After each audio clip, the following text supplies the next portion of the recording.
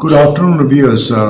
ഞാൻ ഈ ഇപ്പോൾ ഈ വാറ് കുറച്ച് മാസങ്ങളായി ഇപ്പം നടന്നുകൊണ്ടിരിക്കുന്ന ഇറാനും യു എസും തമ്മിലുള്ള, നമ്മളെ ഇന്ത്യക്കാർ ഏറ്റവും കൂടുതൽ സഫർ ചെയ്യുന്ന ഒരു പ്രശ്നം ഈ പ്രധാനമായിട്ട് ഈ വാറ് കൊണ്ടാണ്. കാരണം നമ്മളെ കൺട്രീൻ്റെ വലിയൊരു ഡിപ്പെൻഡൻസ് മിഡിൽ ഈസ്റ്റിലായിട്ടുണ്ട്. ഇതിൻ്റെ ട്രേഡ് ആയാലും ശരി, ആൾക്കാരെ എംപ്ലോയ്മെൻ്റ് ആയാലും ശരി, ഓയിൽ ആൻഡ് ഗ്യാസ് ട്രേഡിംഗ് ആണെങ്കിൽ ശരി. So it's A huge dependence. If you look at ഈ ഹിസ്റ്ററി ഓഫ് ഇന്ത്യ, എത്രയോ കാലം മുതൽക്ക് തന്നെ ഇന്ത്യക്ക് ഈ അറബ് നേഷൻസ് ആയിട്ടുള്ള ട്രേഡിംഗ് ഉണ്ടായി. സോ നമ്മളെപ്പം നെറേറ്റീവ് വേൾഡ് മീഡിയയിലും അല്ലെങ്കിൽ മറ്റുള്ള പ്രിന്റ് മീഡിയയിലും കാണുന്ന narratives always west is the best. West എന്ത് ചെയ്യുന്നതും അത് റൈറ്റാന്നുള്ള ഒരു തരത്തിലുള്ള നെറേറ്റീവാണ്. കാരണം മോസ്റ്റ് ഓഫ് ദി മീഡിയ അവരാണ് ഹോൾഡ് ചെയ്തത്, അവരെ മെജോറിറ്റി ഓഫ് ഹോൾഡിങ്. അപ്പോൾ അവരെന്താ ചെയ്യുന്ന വെച്ചാൽ they always glorify the war. ഇപ്പോൾ ഈ ട്രംപ് പറയുന്നത് അയാൾ അപ്പം ഈ വാറിനെ ഗ്ലോറിഫൈ ചെയ്യുന്നു. സോ ഈ അമേരിക്കനെ സംബന്ധിച്ചോളം ഈ അമേരിക്കയിലുള്ള സ്കൂൾ കുട്ടികൾ ആയാലും ശരി, നമ്മൾ ചെറുപ്പത്തിൽ കണ്ട ഇംഗ്ലീഷ് മൂവീസ് ആയാലും ശരി, സോ അവരെന്താ ചെയ്യുന്ന വെച്ചാൽ the spread the western media. അവരെ വെസ്റ്റേൺ മീഡിയ ചെയ്യുന്ന വെച്ചാൽ they glorify the war and western role in war. അത് തന്നെയാണ് ഈ ഇറാഖിലും അഫ്ഗാനിസ്ഥാനിലും ഒക്കെ നടന്നത്. അഫ്ഗാനിസ്ഥാനിൽ അവർ പറഞ്ഞതെന്താ വെച്ചാൽ ഈ ഇസ്ലാമുകളൊക്കെ എക്സ്ട്രീമിസ്റ്റുകളാണ്, എക്സ്ട്രീമിസ്റ്റ് ഇസ്ലാമിന് അഗെയിൻസ്റ്റാണ് ഞങ്ങൾ ഫൈറ്റ് ചെയ്യുന്നത്, ഞങ്ങൾ ഫ്രീഡത്തിന് വേണ്ടി ഫൈറ്റ് ചെയ്യുന്നത്. And we want to liberate the Muslim woman in Afghanistan. So എന്തൊരു സ്നേഹമാണ് ഈ അമേരിക്കക്ക് പറയാന്ന് വെച്ചാൽ ഇങ്ങനെയുള്ള രാജ്യങ്ങൾ പോയ സമയത്ത്. സോ അവർ മറ്റുള്ള കൺട്രിയിലൊക്കെ ഇൻവൈഡ് ചെയ്യുക, അവരെ സാങ്ഷൻ ചെയ്യുക. സോ എന്നിട്ട് അവർ പറയാൻ ഞങ്ങൾ ഗ്ലോബൽ പീസിന് വേണ്ടി ചെയ്യുന്നു. ഇപ്പോൾ അമേരിക്ക ഇറാനിൽ എത്രയോ കൊല്ലങ്ങളായി സാങ്ഷൻ ചെയ്തിട്ട് അവർക്ക് അവരുടെ ഓയിലും അവരെ മറ്റുള്ള കൺട്രീസായിട്ട് ട്രേഡ് ചെയ്യാൻ അവർ വളരെ ബുദ്ധിമുട്ടിക്കുന്നൊരു സമയമാണ്. എത്രയോ കുട്ടികൾ ഈ സ്റ്റാർവേഷനിൽ മരിച്ചു അവിടെ. ഇതൊന്നും ഒരു മീഡിയയും റിപ്പോർട്ട് ചെയ്യുന്നില്ല. അവർ പറയുന്നത് വെച്ചാൽ ഞങ്ങൾ സാങ്ഷൻ ഇറാനായിട്ട് സാങ്ഷൻ ചെയ്യുന്നു. അത് കുറേ വെസ്റ്റേൺ കൺട്രീസ്, അത് അവരെ ആലീസ്, കാരണം ഫ്രാൻസ്, ബ്രിട്ടൻ ഇതുപോലുള്ള അവരെ ആലീസിനെ തീരുമാനിക്കും ഞങ്ങൾ ഇനി ട്രേഡ് എംബാർഗോ കൊണ്ടുവരുന്നത് അവർക്ക് ഇനി ലോകത്തിൽ. അതുമാത്രമല്ല അവരെ കൂടെ മറ്റുള്ള രാജ്യങ്ങളും വാങ്ങാൻ പാടില്ലെന്ന് അവർ ത്രട്ടൺ ചെയ്തു. സോ അതൊക്കെയാണ് ഇന്ത്യക്ക് വന്നത്. ഇന്ത്യയോട് US കുറേ ത്രട്ടൺ ചെയ്തു, ഇറാൻ ഓയിൽ വാങ്ങാൻ പാടില്ല എന്നുള്ളത്. So that is what they want to do. They are saying that they want to implement global peace എന്ന് പറയും. സോ ഇപ്പോൾ വേറെ ഈ ഹിസ്റ്ററി നിങ്ങൾ നോക്കുകയെന്ന് വെച്ചാൽ തന്നെ ഫോർ എക്സാമ്പിൾ ഞാൻ പറയുന്നത് വെച്ചാൽ ഹിരോഷിമയിലും നാഗസാക്കിയിലും അവർ ആദ്യമായിട്ട് ബോംബ് ചെയ്തതും അവിടെയൊക്കെ എത്ര ആൾക്കാരാണ് മരിച്ചത്? ഏകദേശം അവർ പറയുന്നത് 226,000 ഇന്നസെൻറ്റ് സിവിലിയൻസിനാണ് അമേരിക്കൻസ് അവിടെ ബോംബ് ചെയ്ത് കൊന്നത്. അതുപോലെ യുണൈറ്റഡ് സ്റ്റേറ്റ്സ് ലോകത്തിൽ ആകെ ഒരു രാജ്യമുള്ളത് യുണൈറ്റഡ് സ്റ്റേറ്റ്സ് മാത്രമേ ഉള്ളൂ. അവർക്ക് അവർ മാത്രമേ ന്യൂക്ലിയർ വെപ്പൺസ് യൂസ് ചെയ്തിട്ടുള്ളൂ ഇൻ എൻ ആംഡ് കോൺഫ്ലിക്റ്റിൽ ഞാൻ പറയുക. So at the same time അന്ന് ജപ്പാനിൽ ബോംബിടുന്ന സമയത്ത് തന്നെ അവർക്ക് വേറെ പല ഓപ്ഷൻസ് ഉണ്ടായിരുന്നു അമേരിക്കൻ്റെ മുന്നിൽ. പക്ഷേ they didn't opt, they just went to bomb. പക്ഷെ ആ സമയത്ത് അവർ പറയുന്ന വേറൊരു കാര്യം എന്ന് വെച്ചാൽ Japanese were in the verge of surrender. ആ സമയത്താണ് ഇവർ ഈ ബോംബിങ് ചെയ്തത്. സോ അവർ പറയുന്ന bombing is not a crime, it is for the humanity we are doing. So ഇതൊക്കെയാണ് അമേരിക്കൻ്റെ വാദങ്ങളും. ഇവരെ അമേരിക്കയിലെ ഞാൻ പറഞ്ഞത് പൊതുവേ ഉള്ള ഒരു perception is that the ultimate white privilege. White people, they can go to any country and do crime against humanity, no matter the military justification.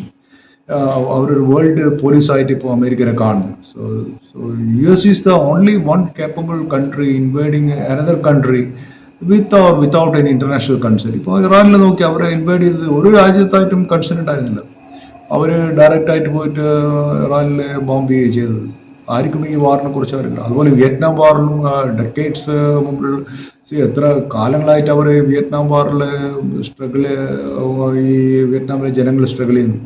ഏകദേശം വിയറ്റ്നാമിൽ അവർ പറയുന്നത് 2 million tons of bombs were dropped in ലാവോസിൽ 1964 1973 ഒരു രാജ്യത്ത് 2 million tons of ബോംബാണ് America drop ചെയ്തിട്ടുണ്ട്. 73 million litres of herbicides ആണ് use ചെയ്തിട്ടുള്ളത് വിയറ്റ്നാമിലും കംബോഡിയയിലും ലാവോസിലും 1961 71. അത് that include Agent Orange also. അതൊരു ഡെഡ്ലി കെമിക്കൽ മിക്സ്ചറാണ്.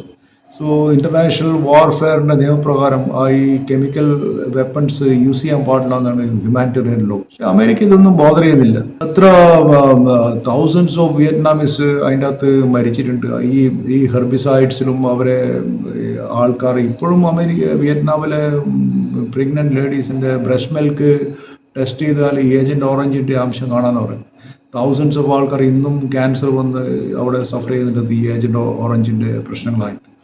അത് അവർ ചെയ്ത വലിയൊരു തെറ്റായിട്ട് എനിക്ക് തോന്നുന്നത്. പിന്നെ നമ്മൾ ഈ വാറിന് ഗ്ലോറിഫൈ വെസ്റ്റേൺ പ്രിവിലേജിനെ നമ്മളെ സ്കൂളിലും നമ്മളെ ക്ലാസ്സിലൊക്കെ നമ്മൾ പഠിക്കുന്നത് അവരുടെ തിയറിയും അവരെ ഗ്ലോറിഫൈ ചെയ്തതാണ്. ഇപ്പം ഗൾഫ് വാർ, ഇറാഖിൽ നടന്ന ഒരു ഗൾഫ് വാറിനെ കുറിച്ച് പറയാന്ന് വെച്ചാൽ അത് ലോകത്തിൽ ആദ്യമായിട്ട് തന്നെ ഒരു വാറിന് ലൈവ് ടെലികാസ്റ്റ് ചെയ്ത ഒരു വാറായിരുന്നു ഈ ഗൾഫ് വാർ. അത് CNN ചെയ്യുന്ന ഞാൻ കണ്ടു. നമ്മളെല്ലാവരും വന്ന് CNN കണ്ടിട്ടുണ്ടാവും ഈ ഗൾഫ് വാർ ലൈവ്ലി അവർ CNN കാണിച്ചത്. പക്ഷെ എനിക്കിപ്പോൾ മനസ്സിലാക്കാൻ പറ്റും, അന്ന് ഞാനും കണ്ടിരുന്നു ഈ ഗൾഫ് വാർ സമയത്ത്.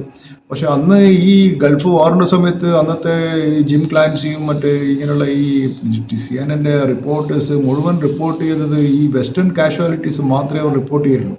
അന്ന് എന്നോട്, ഞാനന്ന് UAE വർക്ക് ചെയ്തുകൊണ്ട്, അന്ന് എന്നോട് അവിടുത്തെ അറബ്സ് പറഞ്ഞിട്ടുണ്ട് അവർ don't watch this channel, they don't report the real truth എന്ന്. പക്ഷേ എനിക്കത് മനസ്സിലാക്കാൻ പറ്റിയില്ല. പക്ഷേ എനിക്ക് ഇന്നത് ആലോചിക്കുന്ന സമയത്ത് അവർ പറഞ്ഞത് ശരിയാണെന്നാണ്. വെസ്റ്റേൺ മീഡിയാസ് നിങ്ങൾ ശ്രദ്ധിച്ചു, അവർ ആ സോൾജേഴ്സിന്റെ കാഷ്വാലിറ്റീസ് മാത്രമേ റിപ്പോർട്ട് ചെയ്യും. അവരൊക്കെ ഉണ്ടായത് കാഷ്വാലിറ്റീസും എന്നിട്ട് അതിനെ ഭയങ്കരമായിട്ട് ഹൈലൈറ്റ് ചെയ്ത് കാണിക്കും. അറ്റ് ദ സെയിം ടൈം അന്ന് ഇറാഖിൽ തൗസൻഡ്സ് ഓഫ് കുട്ടികൾ മരിച്ചതും ഇവർ കൊന്നതും ഇതൊന്നും അവർ കാണിക്കുന്നില്ല. ഇത് തന്നെയാണ് അഫ്ഗാനിസ്ഥാനിലും ഈ വാറിൽ സംഭവിച്ചത്. സോ വെസ്റ്റേൺ മിലിറ്ററി ഓൾവേസ് അവരെങ്ങനെ പോർട്രേ ചെയ്യുന്ന വെച്ചാൽ വെസ്റ്റേൺ മിലിറ്ററിനെ ഈ CNN ഒക്കെ പോർട്രേ ചെയ്യുന്ന വെച്ചാൽ അവരൊരു സേവിയറാണ്, അവർ രക്ഷകനാണ്. അവർ അല്ലെങ്കിൽ ഇറാഖിനെ രക്ഷിക്കാൻ പോകുന്ന ഒരു രക്ഷകനാണ്. സോ അവിടെ ഒരു 500,000 ചിൽഡ്രൻസ് മരിച്ചത് ആരും അവിടെ പറഞ്ഞിട്ടില്ല. സോ ഇതൊക്കെ ഞാൻ ഈ ഒരു വൈറ്റ് പ്രിവിലേജിൻ്റെ ഒരു വലിയൊരു എക്സാമ്പിൾസാണ് ഞാൻ കാണിക്കുന്നത്. സോ അവർ പറയുന്നത് ഞങ്ങളെ സിവിലൈസേഷനാണ്, വി ആർ ദി ഹ്യൂമൻ പ്രോഗ്രസ്സിന് നമ്മളെ സിവിലൈസേഷനാണ് ഏറ്റവും ഇമ്പോർട്ടൻറ്റ്, നമ്മളാണ് സിവിലൈസേഷൻ ഉണ്ടാക്കിയത്, മോഡേൺ സിവിലൈസേഷൻ അവരെയാണൊക്കെ അവർ പറയുന്നത്. പക്ഷേ നിങ്ങൾക്ക് ആലോചിച്ചിട്ടുണ്ട്, നമ്മളെ ഈ പൈത്തഗോറസ് തിയറം, നമ്മൾ സ്കൂളിലൊക്കെ പഠിക്കുന്ന പൈത്തഗോറസ് തിയറം ഉണ്ടാക്കുന്നതിന് 100 കൊല്ലം മുമ്പ് ഇന്ത്യയിൽ ബൗദ്ധയാന എന്ന് പറഞ്ഞൊരു ബൗദ്ധയാന സൂത്ര, അത് അയാൾ ഒരു സെയിൻറ്റ് ഈ റൈറ്റ് ട്രയാങ്കിൾസിൻ്റെ തിയറി അന്നേ അവൾ എഴുതിയിരുന്നു. അതുപോലെ തന്നെ ഒരു ബംഗാളി ഒരു സയൻറ്റിസ്റ്റ്, അയാളുടെ പേര് ജഗദീഷ് ബോസ് എന്നാണ്. അയാളത് ഫസ്റ്റ് ഈ റേഡിയോ വേവ്സ് കണ്ടെത്തുന്നത് മാർക്കോണിനെക്കാട്ടും മുന്നിൽ. പക്ഷേ Marconi got the Nobel prize, I think so. And he also anticipate the existence of semi conductor അന്ന് ഉണ്ടായിരുന്നു ഇന്ത്യയിലുണ്ടായ സംഭവം. പക്ഷേ ഇതൊന്നും നമ്മൾ വലിയ ഗ്ലോറിഫൈ ചെയ്യുന്നില്ല. അതുപോലെ പേർഷ്യൻ്റെ ഒരു മാത്തമാറ്റീഷ്യൻ ഉണ്ടായിരുന്നു, അയാളുടെ പേര് മുഹമ്മദ് ബിൻ മൂസ എന്നായിരുന്നു. അയാളായിരുന്നു വലിയൊരു സ്കോളറായിരുന്നു പേർഷ്യയിലുണ്ടായിരുന്നു, മുഹമ്മദ് ബിൻ മൂസ എന്നുണ്ട്. അയാളാണ് പിന്നെ ഹിന്ദു ന്യൂമറൽസ് അവരെ പേർഷ്യൻ വർക്കിൽ യൂസ് ചെയ്ത് ആ കൺസെപ്റ്റ് യൂസ് ചെയ്തത്.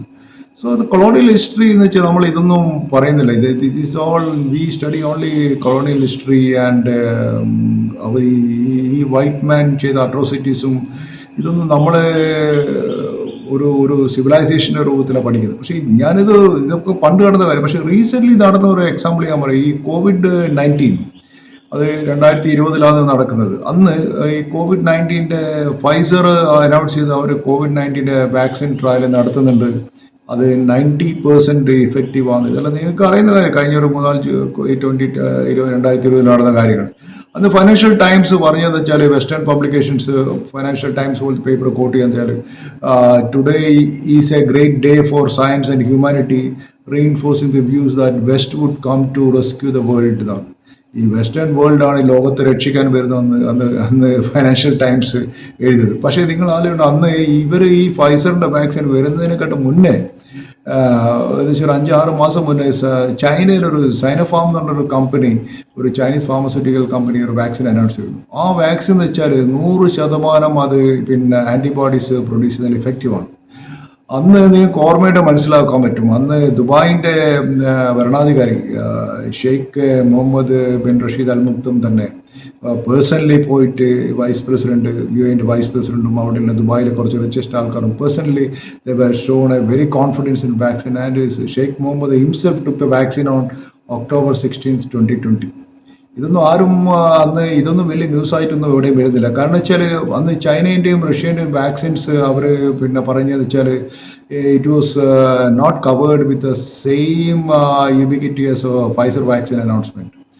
അപ്പോൾ അതുപോലെ ഫൈസറിൻ്റെ വാക്സിനെ വലിയൊരു ഇൻവെൻഷനായി കാണിച്ചു. പക്ഷേ അതേസമയത്ത് റഷ്യയും ചൈനയും ഉണ്ടാക്കിയ വാക്സിൻസ് അവരൊരു വേൾഡിൽ അത് പറഞ്ഞത് പിന്നെ വളരെ മോശമായിട്ട് അതിനെക്കുറിച്ച് വരും. സോ ചൈനീസ് പിന്നെ പറഞ്ഞ വേറൊരു കാര്യം വെച്ചാൽ പിന്നെ ഈ ഫ്രാൻസിൻ്റെ അന്നത്തെ പ്രസിഡന്റ് ഇമാനുവൽ മക്രോൺ പറഞ്ഞതെന്ന് വെച്ചാൽ ചൈനക്കാർ ഈ വാക്സിൻ ഉപയോഗിച്ചിട്ട് വാക്സിൻ ഡിപ്ലോമസിയാണ് കളിക്കുന്നത്, റഷ്യക്കാർ വാക്സിൻ ഉപയോഗിച്ചിട്ട്. ഈവൻ ഐ തിങ്ക് ഇന്ത്യയും ചൈനീസ് വാക്സിൻ ഇന്ത്യയിൽ എടുത്തണമെന്ന് എനിക്ക് സംശയമുണ്ട്. അത് കാനഡ ഇവർ പിന്നെ ഈ ഫൈസറിൻ്റെ വാക്സിൻ ഓൾമോസ്റ്റ് 6 times ആണ് മേടിച്ചിട്ടുള്ളത്. ഫൈസറിൻ്റെ ഹിസ്റ്ററിയിൽ ഉണ്ടാക്കിയ ഏറ്റവും വലിയ പ്രോഫിറ്റാണ് ഈ വാക്സിൻ ഉണ്ടാക്കിയത്. ഫൈസറിൻ്റെ ഏറ്റവും വലിയ പ്രോഫിറ്റ് ഉണ്ടാക്കിയ ഒരു വയഗ്രായിരുന്നു. അതിന് വയഗ്രാൻ്റെ ഒരു 10 times profit, more than 10 times തന്നെ എനിക്ക് പറയാം. അവരുടെ സ്റ്റോക്ക് മാർക്കറ്റ് ആയാലും ശരി ഈ വാക്സിൻ അവർ ഡെവലപ്പ് ചെയ്തു. സോ അന്ന് ലോകത്തിൽ ആദ്യമായിട്ട് ഈ ഫൈസറിൻ്റെ വാക്സിൻ കിട്ടിയ ഒരു ഇഞ്ചക്ട് ചെയ്തത് UK ഒരു ഗ്രാൻഡ് മദർക്കായിരുന്നു. അത് December 8, 2020 UK ഗ്രാൻഡ് മദർ. അന്ന് വെസ്റ്റേൺ മീഡിയ പറഞ്ഞതെന്ന് വെച്ചാൽ അവർ പറഞ്ഞു വെച്ചാൽ it is the authorised vaccine. അത് നമ്മളാണ് ഇതിൻ്റെ ലീഡർഷിപ്പ്, ഇതാണ് ഓത്തറൈസ്ഡ് വാക്സിൻ, മറ്റു വാക്സിനൊന്നും ഓത്തറൈസ്ഡ് വാക്സിൻ അല്ല. സോ അങ്ങനെയാണ് ഇവർ പറഞ്ഞ് പരത്തിയത്. സോ ഇതൊക്കെ ഒരു white privilege white western company എന്ത് പ്രൊഡ്യൂസ് ചെയ്താലും ഇന്നും നമ്മൾ ഫാർമസ്യൂട്ടിക്കൽ കമ്പനിയിൽ ഡോമിനേഷൻ ഓഫ് വൈറ്റ് വെസ്റ്റേൺ കമ്പനീസേ ഉള്ളൂ. വേറെ ഒരു കമ്പനീസും ഇല്ല. അവരുണ്ടാക്കുന്ന ഡ്രഗ്സ് മാത്രമേ നമ്മൾ കഴിക്കുന്നത്. നമ്മളിന്ന് നിങ്ങളെല്ലാ വീട്ടിലും നിങ്ങളുടെ അമ്മയും നിങ്ങളുടെ സിസ്റ്ററും നിങ്ങളെല്ലാം കഴിക്കുന്ന ഡ്രഗ് എടുത്ത് നോക്കുക, അത് അവരുടെ ഡ്രഗാണ്. നമ്മൾ ഇന്ത്യക്കാരുണ്ടാക്കിയോ അല്ലെ വേറെ ഒരു കൺട്രി ഉണ്ടാക്കിയ ഡ്രഗല്ല. വൈറ്റ് പീപ്പിൾ ഉണ്ടാക്കിയ ഡ്രഗ് മാത്രമാണ്. അതൊരു ചൈനക്കാരുണ്ടാക്കിയൊന്നുമില്ല. സോ ഈ ഡ്രഗ് നോക്കണം. ഈ ഇന്നോവേഷൻ ചൈനക്കാരെ ചെയ്ത ഇന്നോവേഷനും റഷ്യക്കാർ ചെയ്ത ഇന്നോവേഷനും അവരൊന്നും കൺസിഡർ ചെയ്തില്ല. പക്ഷേ അന്നത്തെ ഒരു അവസ്ഥയിൽ they had to join hands with other countries also. പക്ഷെ അവരത് ചെയ്തിട്ടില്ല. സോ ഇതാണ് ഞാനിത് ഈ വൈറ്റ് പ്രിവിലേജ് വൈറ്റ് ഡോമിനേഷനെ കുറിച്ച് പറയുന്നത്. So now we have the opportunity to change how this narrative affects the modern world. So ഇതാണ് എനിക്ക് പറയാനുള്ളത്. Thank you very much for being my channel. Please do comment your views. So have a nice day.